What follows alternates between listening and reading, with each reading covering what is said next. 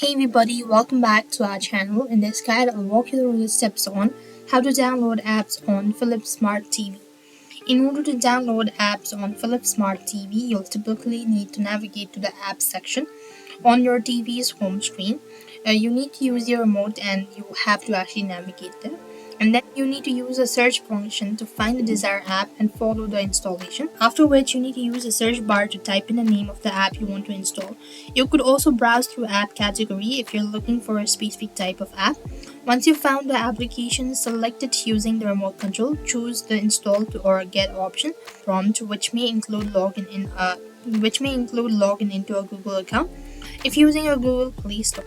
And after the app is installed, you could typically find it in the app section or on the home screen. Select the app to launch it, and that is how it's worked. Now, the specific steps may vary slightly depending on your TV or Philips Smart TV model and its operating system as well. If your Philips Smart TV has a Google Play Store, you'll need a Google account to log in and download the app.